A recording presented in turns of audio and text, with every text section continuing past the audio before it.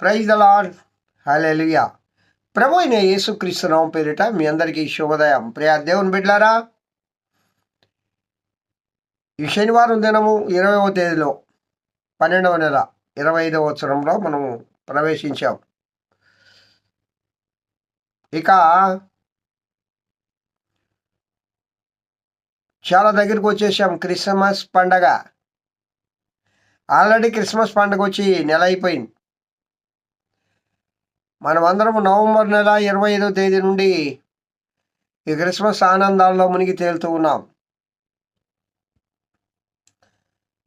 చర్చిలో వివిధ రకాలైన పనులు, ఆయా ప్రాంతాల్లో మినీ క్రిస్మస్ క్యారల్స్, అన్నీ ఇన్ని కాదు కదా. దేవునిలో కొనసాగాలి అనుకుంటే యేసయ్య చాలా మార్గాలు చూపిస్తాడు. ప్రియులారా, కష్టపడే వాళ్ళకి మార్గాలు ఎక్కువ ఉంటాయి.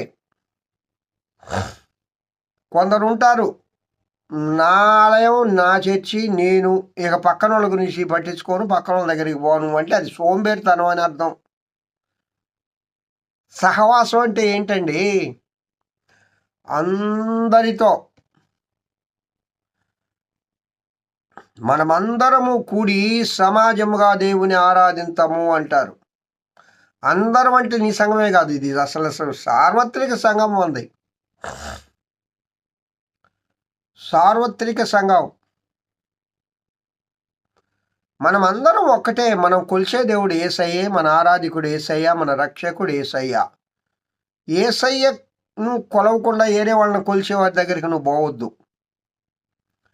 యేసయ్య నామస్మరణ చేసే వాళ్ళ దగ్గరికి వెళ్ళు. వాళ్ళతో కలిసి ప్రభు నామస్మరణ చేయి. యేసుక్రీస్తుకు 101 పేర్లు ఉన్నాయని చెప్పాను బైబిల్ గ్రంథంలో. వచ్చిన ఆధారంగా కూడా చూపించగలను. అవి మీరు కావాలంటే షెపర్డ్ మినిస్ట్రీలో యూట్యూబ్ ఛానల్లో ఉంది, చూడండి.